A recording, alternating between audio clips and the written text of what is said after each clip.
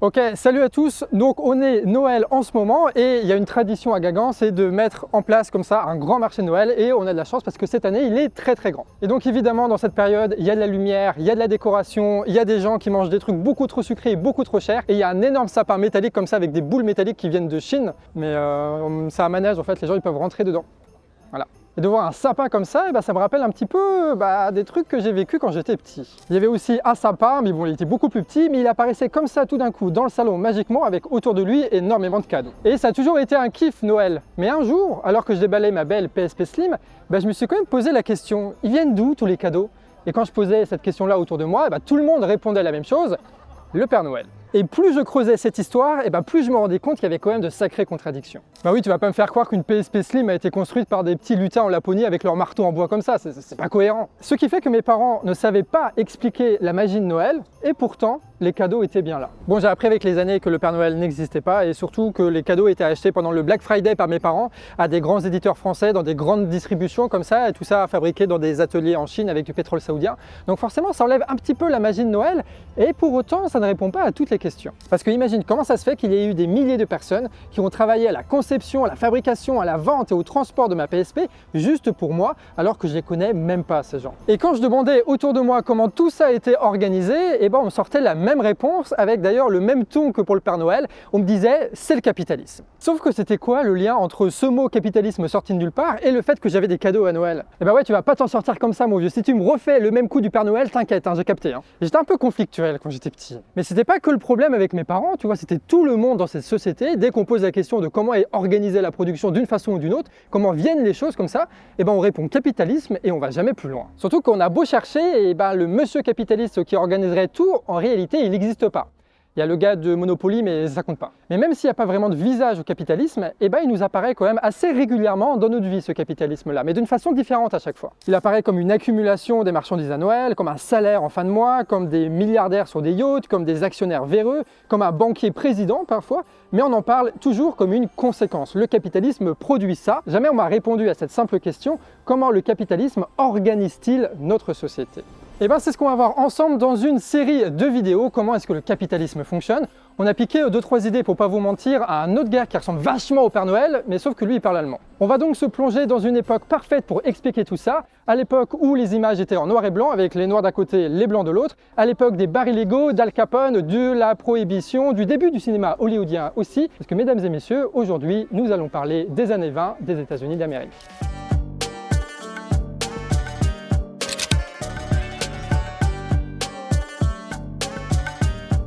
Alors ça, c'est une usine automobile Ford. Dans les années 20, ça a pris une dimension de dingue parce que le gars là, Ford, il avait tenté une nouvelle méthode de production qui était à l'époque appliquée qu'au dépeçage d'animaux. En fait, la voiture, il va la construire sur une ligne de production et chaque ouvrier va avoir une micro-tâche à faire, genre serrer les boulons et le faire encore et encore tout le long de la journée. Pas besoin donc de perdre de temps à changer de tâche ou à former des ouvriers qualifiés qui seraient capables de construire une voiture du début à la fin. Résultat, évidemment, ça va beaucoup plus vite.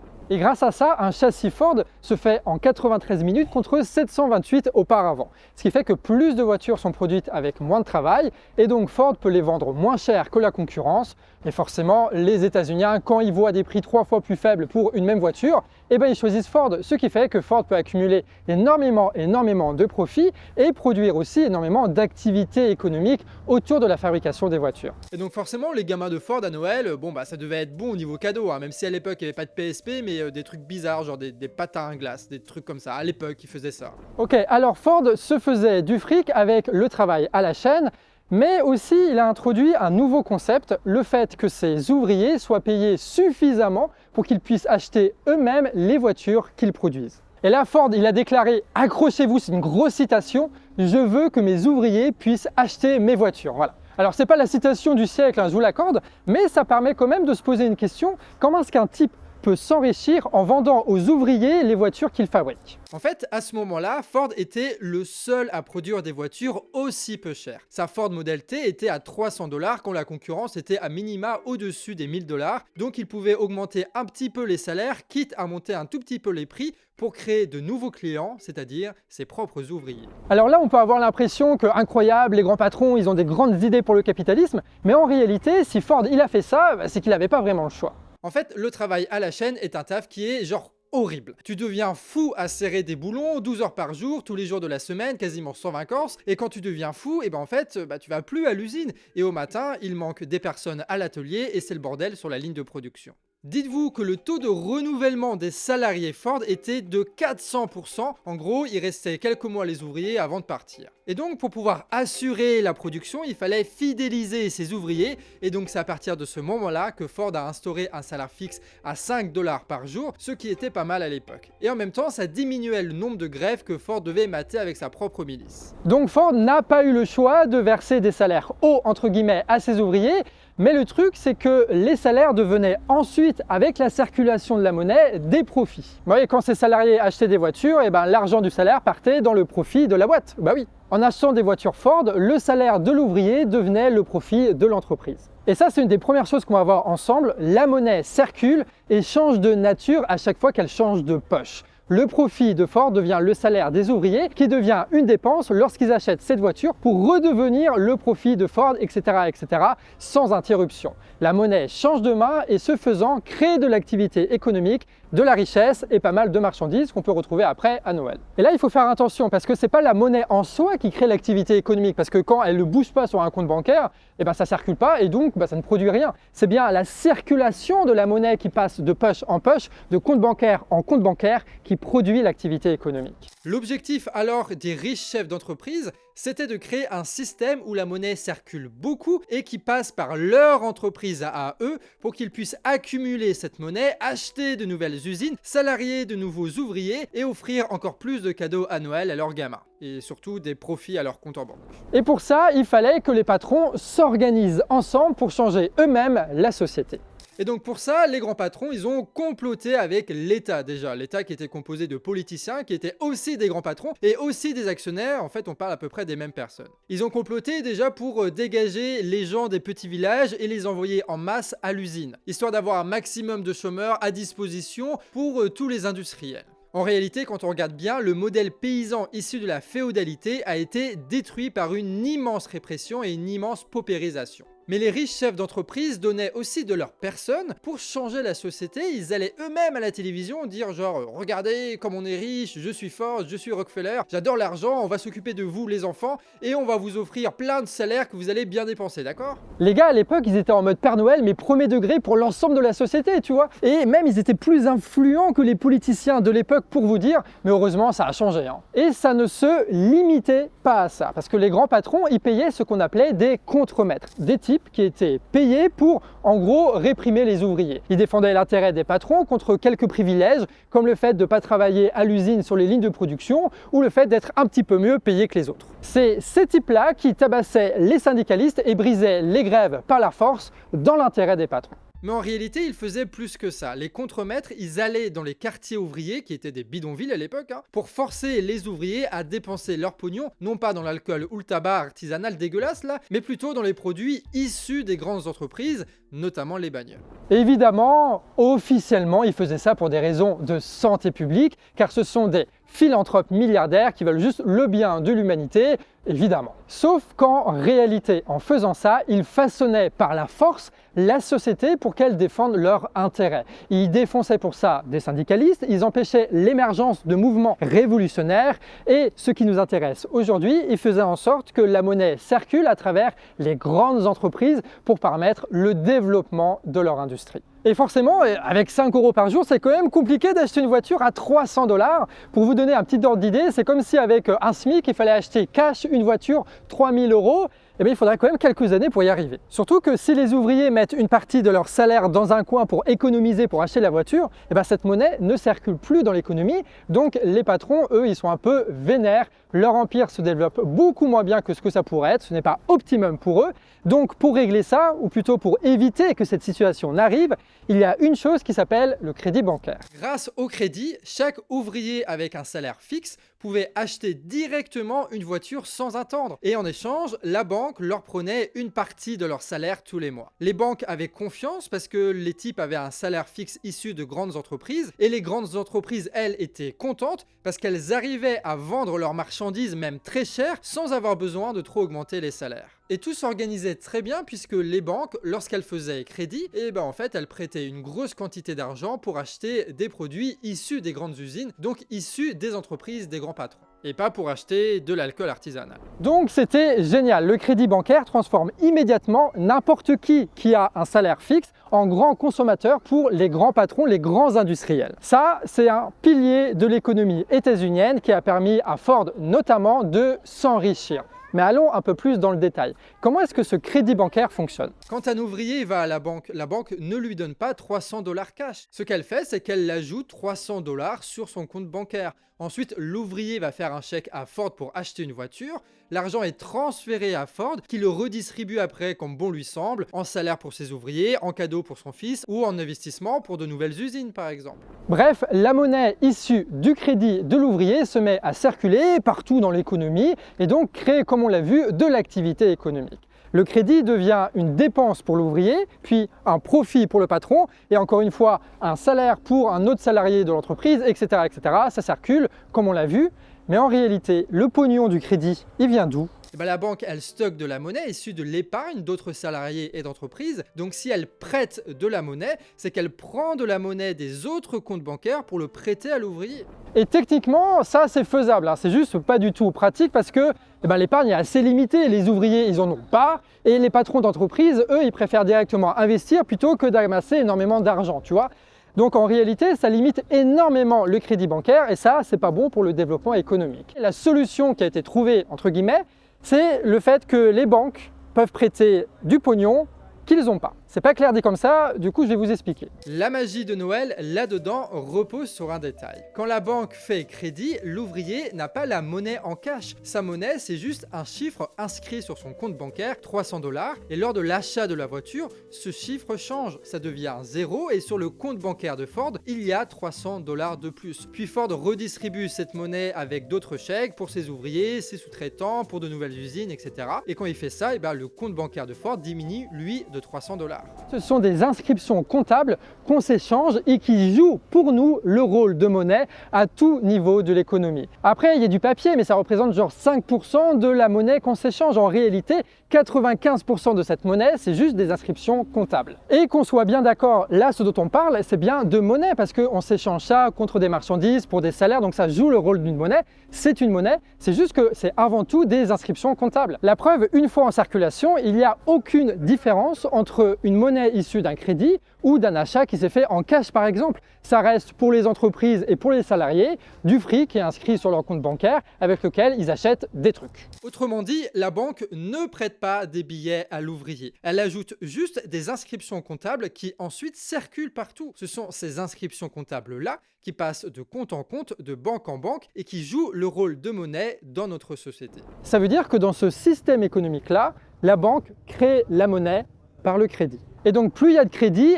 plus il y a de monnaie en circulation dans notre société, donc potentiellement plus il y a d'activité économique et de profit à se faire pour les grands patrons. D'un coup, par ce système qu'on appelle le système de réserve fractionnaire, une banque peut mettre en circulation une quantité immense de monnaie et ça seulement à condition qu'elle puisse faire crédit à des salariés qui sont solvables. La banque, à ce moment-là, elle rentre dans une dynamique capitaliste avec l'industrie. Les salaires fixes de Ford permettent donc la multiplication des crédits, donc l'augmentation de la masse monétaire qui se met à circuler dans l'économie.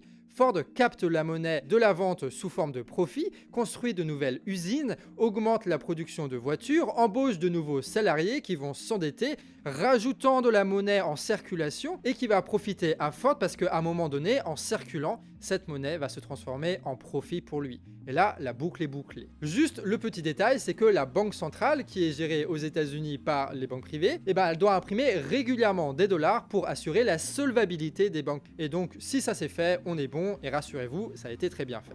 La banque centrale, les grandes entreprises, tous travaillent ensemble pour créer une société qui permet donc le développement économique et surtout, et ce qui va intéresser beaucoup de ces personnes-là, l'accumulation des richesses, des usines et du pouvoir par une toute petite minorité, les patrons, ainsi que tous ceux qui servent leur intérêt, genre les politiciens, les patrons de presse aussi qui font beaucoup ça. Il faudrait un mot pour regrouper toutes ces personnes. Je sais pas quoi. Bon, on verra ça après. Quand l'ouvrier va rembourser ensuite, la banque va juste baisser de 1 dollar par jour, par exemple, la somme qu'il a sur son compte en banque. Donc, la banque crée de la monnaie par le crédit et détruit de la monnaie par le remboursement de ce même crédit, intérêt compris. Le système fonctionne tant qu'il y a de plus en plus de crédits, c'est-à-dire de consommation pour les consommateurs et d'investissement pour les entreprises. Dans le cas contraire, le nombre de monnaies en circulation du coup commence à baisser. Il y a de moins en moins de cette monnaie qui est disponible pour les salaires et donc forcément à un moment ou à un autre tu vas avoir des licenciements de masse, un ralentissement de la consommation, une chute des profits, bref, une crise économique. De sorte que le système capitaliste doit soit continuer à croître encore et encore, soit il tombe en crise. Ah ouais, et déjà là on commence à avoir des petites réflexions qui expliquent pas mal de choses qu'on a vues ces dernières décennies, mais vous allez voir, c'est que le commencement. Alors certains vont dire oui, à l'époque, la monnaie était basée sur l'or, patati patata. Alors en réalité, pas vraiment, c'est juste qu'on pouvait échanger de la monnaie contre une quantité fixe d'or. Mais il n'y avait jamais assez d'or en réserve par rapport à la quantité de monnaie en circulation. Juste c'était convertible et si trop de gens en demandaient, le système se pète la gueule comme une banque se pète la gueule s'il y a trop de gens qui retirent du cash. Tout ça, ça a toujours été juste une question de confiance, rien de plus. Bref, le Père Noël n'existe pas et la monnaie, ce sont des inscriptions comptables créé à partir du crédit des banques privées qui poussent encore à croître la production et donc la consommation et ça peut mener à de graves crises économiques. Mais vous allez voir, il y a encore pas mal de choses à dire. Alors ce qu'on a vu là, c'est pas mal. On a fait le gros de la vidéo et maintenant on va quitter la finance, les comptes bancaires et on va réfléchir à un truc un peu différent. On va prendre le point de vue de Ford, c'est-à-dire le point de vue de l'industriel. Le type a été obligé, comme on l'a vu, de faire monter les salaires et de manière fixe, mais ça lui a permis de multiplier indirectement les crédits, donc la création monétaire, donc son profit qui a pu s'accumuler. Il a investi dans de nouvelles usines, il a pu faire plus de voitures, en vendre encore plus pour faire encore plus de profit. Maintenant qu'on a vu ça, on va dézoomer un petit peu.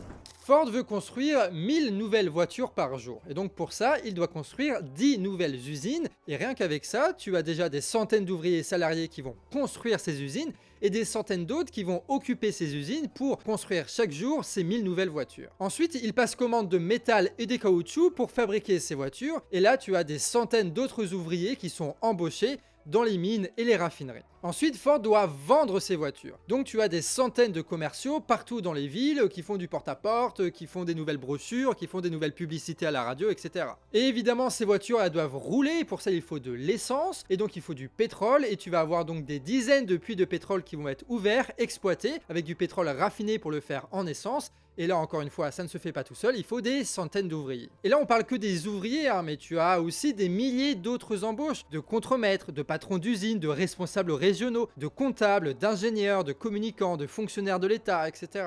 Et à chaque fois, c'est pas forcément Ford d'ailleurs qui faisait les embauches. Alors lui, il aimait bien contrôler toute la chaîne de production, faire une intégration verticale, comme on l'appelle. Mais par exemple, le pétrole, c'est pas lui qui s'occupait de ça. C'est une entreprise à l'époque qui s'appelait Standard & Oil. Pour le géant pétrolier, les 1000 nouvelles voitures Ford correspondent à un nouveau débouché vu que des nouveaux clients iront prendre de l'essence dans de nouvelles stations-service. La production de voitures pousse donc alors la boîte de pétrole à investir dans de nouveaux puits, de nouvelles raffineries et de nouvelles stations-service, de nouveaux débouchés qui entraînent des investissements et donc de l'activité économique. Et ça, c'est ce qu'on appelle un cycle de production capitaliste, c'est-à-dire que l'économie entière, le travail de millions et de millions d'individus, est porté par une nouvelle production rendue possible, là en l'occurrence par les voitures produites en série. En achetant une voiture, l'ouvrier en réalité met en circulation de la monnaie qui rentre dans un système de production très huilé qui met des millions et des millions de personnes au travail. Que ce soit au niveau du charbon, pour produire l'acier, pour le caoutchouc, pour les voitures et... Attends, mais il manque un truc là-dedans, non? Et oui, pour rouler, les voitures, il leur faut des routes, et ces routes-là, elles ne se construisent pas toutes seules. Alors Ford pourrait, oui, dépenser des millions et des millions pour construire des millions de kilomètres de routes partout dans le pays, sauf que ça lui coûterait extrêmement cher. Le gars arrive à vendre ses voitures à 300 $, mais s'il doit construire ces routes-là qui lui coûtent très cher, il faudra qu'il les vende par exemple à 2000 $ pour être rentable. Sauf qu'à ce prix-là, il est plus du tout concurrentiel avec les autres Chrysler et compagnie qui font des meilleures voitures moins chères. Sachant que ces concurrents pourront eux aussi utiliser les routes que Ford a construites, c'est-à-dire que les concurrents vont profiter de ces infrastructures alors qu'ils n'ont pas payé l'investissement. Ce qui fait que Ford a besoin de routes pour vendre ses voitures, mais jamais il ne va construire ces routes-là. Et ça, c'est ce qu'on appelle une contradiction du capitalisme, et tu vas voir, ce système économique en a beaucoup de ces contradictions-là. Et une entreprise seule ne peut pas résoudre une telle contradiction, et donc les entreprises, elles ont besoin d'un nouvel acteur qui va se structurer spécialement pour régler ces contradictions, j'ai nommé l'État. L'État va forcer à travers l'impôt les entreprises à cotiser ensemble pour ensuite investir dans ces routes-là qui profiteront à toutes les entreprises sans qu'aucune de ces entreprises ne supporte toute la charge de l'investissement. Alors les routes sont construites, les gens peuvent acheter des voitures, donc ça permet la création de débouchés pour de nouvelles usines, donc des investissements suivent, et ce qui permet donc le développement économique. Banque, entreprise, État, tout se coordonne. En réalité, dans le développement capitaliste, l'État tient un rôle absolument indispensable. Donc, d'un point de vue d'une usine, il y a des profits, puis des dépenses, et des investissements, et des salaires. Mais si on prend un petit peu de recul, on voit que cette course au profit menée par chaque entreprise en concurrence entre elles crée un système de production qui permet donc, quand ça va bien, de développer ce qu'on appelle les forces de production. Les forces de production, c'est des usines, ou des mines, ou des raffineries. Des forces de production dont les grands patrons sont les propriétaires et où s'accumule le travail de millions de personnes. Et donc, en réalité, quand on parle de développement capitaliste, c'est le développement et l'accumulation des forces de production dans les mains des patrons dont on parle. Ce sont eux qui organisent notre force de travail et qui façonnent notre société dans laquelle nous vivons.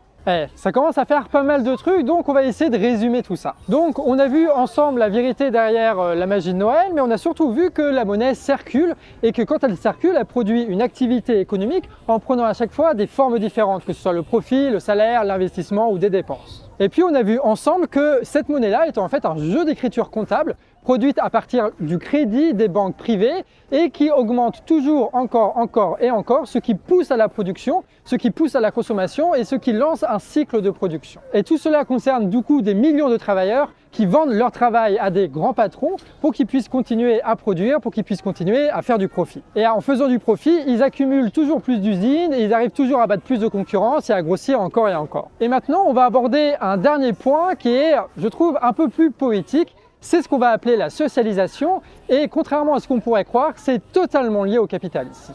Alors, un ouvrier Ford serre des boulons pendant 12 heures. Il gagne 5 $ et part donc acheter de la nourriture en fin de journée. Il retire son argent, va au marché, achète son maïs, donne 1 $ à la marchande qui la dépose sur son compte en banque. Le lendemain, ce 1 $ est utilisé par la marchande pour financer le salaire d'une de ses vendeuses qui va l'utiliser pour aller voir un match de baseball, on est aux États-Unis, je vous rappelle, qui se retrouve donc sur le compte bancaire du club en question qui paiera le gars qui a organisé la sécurité dans les tribunes. Grâce à ça, le match va bien se passer et ça va permettre aux vendeurs de popcorn de trouver des clients et de pouvoir continuer à vendre son maïs les prochains jours. Ce même agriculteur qui va vendre son maïs à la commerçante du début de l'histoire, mais aussi à 100 autres commerçantes du coin qui vont avoir des milliers et des milliers de différents clients. Et donc ce qu'on voit à travers cet exemple, c'est que la monnaie circule dans la société, elle passe de main en main, d'entreprise en entreprise sous différentes formes, mais en réalité, elle ne fait pas que circuler dans la société. Avec cette circulation, elle structure les forces de production entre elles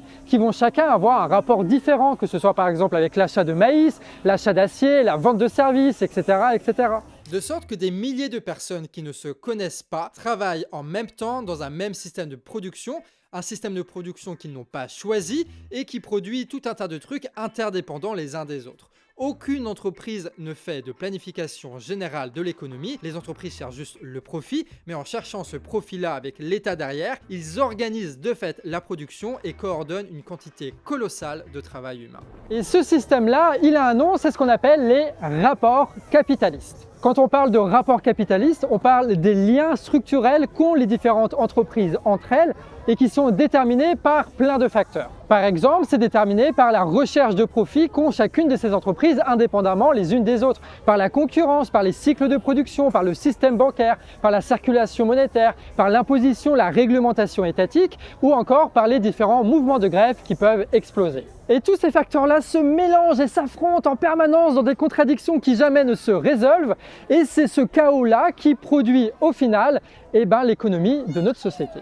Avec ce développement économique, de plus en plus de personnes travaillent ensemble, dans des entreprises différentes, mais ensemble dans une même économie interdépendante. C'est fini le temps où on cultivait dans son coin le blé à la main. Aujourd'hui, on serre les boulons sur une immense ligne de production toujours plus grande qui dépasse largement les murs de l'usine. Le travail du raffineur, de l'ouvrier automobile, de celui qui construit les routes et du banquier sont liés entre eux par un rapport capitaliste qui les dépasse. Une voiture, c'est le travail accumulé de milliers d'ouvriers dans et en dehors de l'usine. Et le fait qu'on produise ensemble, c'est ça précisément qu'on appelle la socialisation. Et les patrons, eux, ils organisent naturellement cette socialisation de la production lorsque, par exemple, ils grossissent encore et encore pour choper de nouveaux marchés, pour se développer dans de nouveaux territoires. Et bien forcément, ils doivent embaucher de nouvelles personnes qui travaillent tous ensemble au sein de la même entreprise. Donc s'ils veulent grossir, forcément, il faut qu'ils socialisent toujours plus de travail. Et comme on l'a vu avec l'usine Ford, c'est en socialisant un maximum le travail même au sein d'une usine,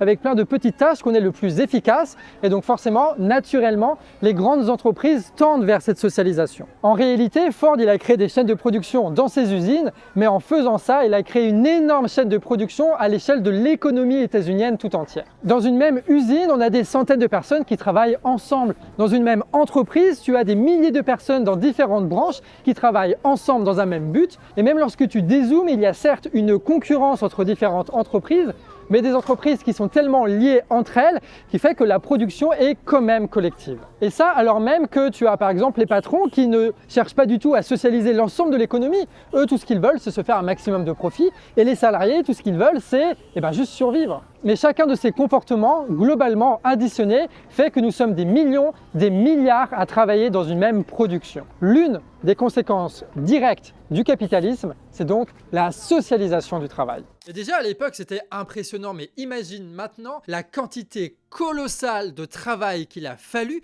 juste pour que toi, derrière ton écran, tu puisses regarder cette vidéo. Combien de milliards d'heures de recherche, d'extraction, de raffinage, de transport, de formation, bref, de travail qui ont été nécessaires.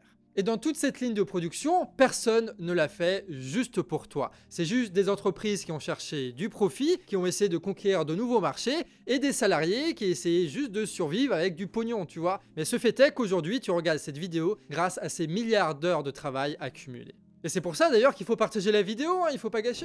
Et donc là, nous arrivons doucement à la conclusion de cette vidéo et pourtant nous n'avons fait que survoler le grand sujet du capitalisme. Mais déjà, petit à petit, on a réussi à construire une réponse sur la question qu'on se posait, il y a quoi derrière la magie de Noël? Ce qu'on a vu, c'est que le système économique qui produit ces cadeaux-là a été construit en réalité par la recherche de profit des industriels. Les industriels les plus performants, ceux qui faisaient le plus de profit, deviennent donc les plus gros industriels, capables de développer d'immenses forces de production, de défoncer la concurrence, notamment avec des innovations, comme par exemple les lignes de production automobiles, et donc de construire des usines encore et encore pour augmenter leur production, pour augmenter leurs profits. Ces profits sont investis dans des forces de production, c'est-à-dire des usines, ce qui augmente la production de marchandises, ici les voitures, à condition d'embaucher massivement des salariés. Ceux-ci se retrouvent avec un revenu fixe, vont faire des crédits bancaires, augmenter la circulation de la monnaie, acheter plus de produits partout dans l'économie,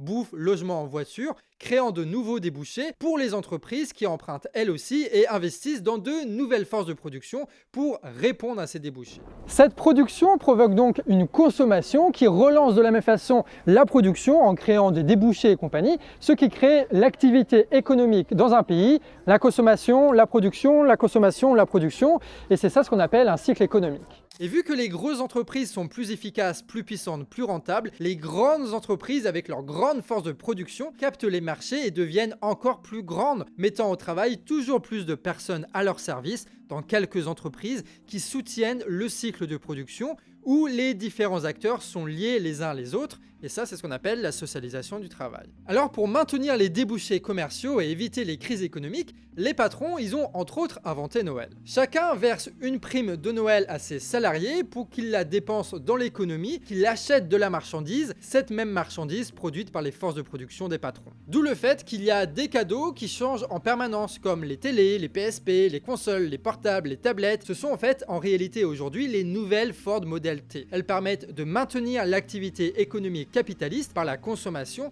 qui produit des débouchés et qui permet la production et le salariat. Ce système-là simplement décrit, c'est ce qu'on appelle un mode de production qu'on va donc appeler ici le capitalisme. Et quand on regarde précisément les choses, on remarque que ce mode de production capitaliste organise le travail interconnecté de milliards d'individus en ce moment même pour produire des trucs qui ne sont pas forcément nécessaires, mais qui permettent quand même de générer des profits pour les patrons et donc d'obtenir un salaire pour les salariés. Des patrons qui, d'une certaine façon, organisent concrètement cette production. D'où le fait que la richesse des sociétés dans laquelle règne le mode de production capitaliste apparaît comme une gigantesque accumulation de marchandises. On finit avec la phrase d'introduction du Capital de Marx, que c'est beau.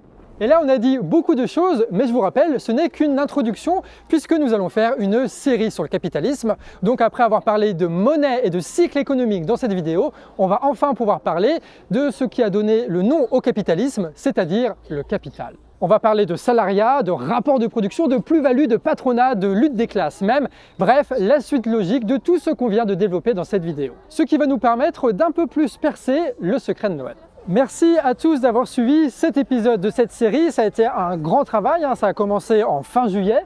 Et puis à force d'écriture, de réécriture, de réécriture, de tournage, de montage, de diffusion, vous avez pu enfin voir ce premier épisode d'une longue série, on l'espère. Donc si ça vous a plu, sachez que ce travail-là a été fait en toute indépendance puisque nous sommes financés entièrement que par vos dons. Donc si ce contenu te plaît, te semble utile et si tu veux nous aider à développer notre force de production révolutionnaire, n'hésite pas à aller sur Tipeee pour nous soutenir financièrement. Comme ça, on va pouvoir faire comme les grands patrons capitalistes, c'est-à-dire socialiser un maximum de travail. On est déjà 10 là au Canard Réfractaire à travailler et si vous nous soutenez encore plus, on va pouvoir embaucher plus de personnes pour faire plus d'analyses, plus de vidéos, plus de reportages. Merci à tous ceux qui soutiennent le Canard en ce moment. Pensez à partager, pensez à aimer la vidéo et puis on se retrouve à la prochaine pour de nouveaux contenus. Incroyable. Allez, on va aller manger de la barbe à papa. On adore ça, la barbe à papa.